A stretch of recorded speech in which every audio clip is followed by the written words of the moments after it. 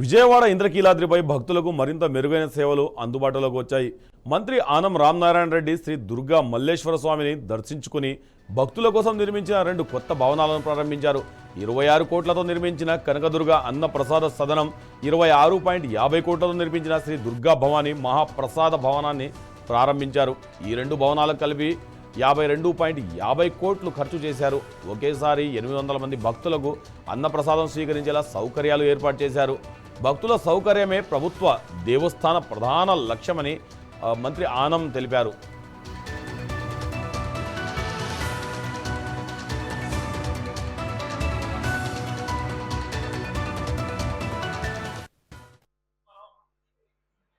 విజయవాడ తల్లి దుర్గా దేవాలయంలో మరి చాలా ఘనంగా సుమారుగా 55 కోట్ల రూపాయలతో మన 2 పెద్ద బిల్డింగ్లు అలాగే అన్నదానం కోసం మరి మనం శ్రీ కనకదుర్గ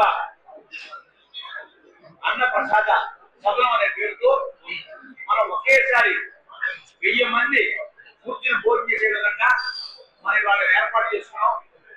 మరి మా మంత్రివర్యులు ఆనం నారాయణ గారికి మా ఎంపీ ఎమ్మెల్యేలు మా కార్పొరేట్ సంస్థలో ఇవాళ మా ట్రాన్స్పోర్ట్ సిబ్బంది చాలా ఘనంగా ఎంతో ఆనందంగా ఉన్నారు.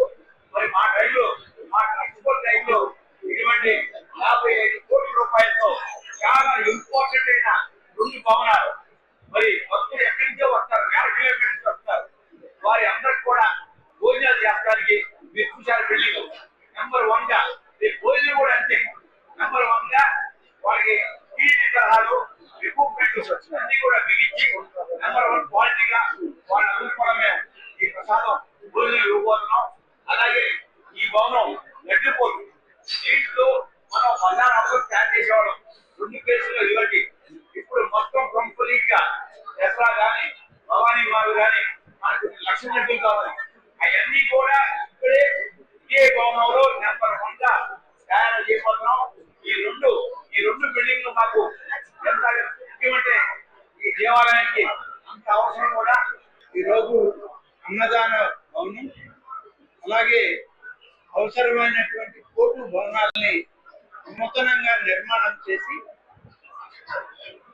ఈ నిర్మాణ కార్యక్రమాల్లో పెద్దలందరితో కలిసి దుర్గా అమ్మవారి యొక్క ఆలయ పాలకవర్గం చైర్మన్ గారు గాంధీ గారు, వారి సభ్యులు, పాలకవర్గం అధికారులు, మా దేవాదాయ శాఖ కమిషనర్ శ్రీ రామచంద్రమోహన్ గారు, పార్లమెంట్ సభ్యులు చిన్ని గారు, అలాగే గ్రామీణ కార్పొరేషన్ చైర్మన్ బుచ్చి రాంప్రసాద్ గారు, స్వచ్ఛాంధ్ర చైర్మన్ అయినటువంటి పట్టాభి గారు, 20 పాయింట్ ప్రోగ్రామ్ చైర్మన్ గారైన లంకా దినకర్ గారు, గన్నవరం శాసనసభ్యులు వెంకట్రావు గారు అందరితో కలిసి ఈరోజు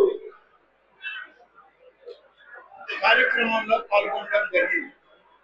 ముఖ్యంగా ఈరోజు ఈ ప్రారంభించినటువంటి భవనాలు రూపకల్పన గౌరవనీయులైనటువంటి రాష్ట్ర ముఖ్యమంత్రి వర్యులు శ్రీ నారా చంద్రబాబు నాయుడు గారు ప్రత్యేక శ్రద్ధ తీసుకుని ఈ భవనాల నిర్మాణం జరగాలి, ప్రతి ఒక్కరికి ఆలయం వచ్చిన వారందరికీ కూడా అన్నప్రసాద వితరణ జరగాలి ఇక్కడ అని ఆయన ఇచ్చినటువంటి సూచన, ఇచ్చినటువంటి గైడెన్స్ తోటి ఈనాడు ఈ భవనాలు నిర్మాణం చేయడం జరిగింది. మరి ఈరోజు మనం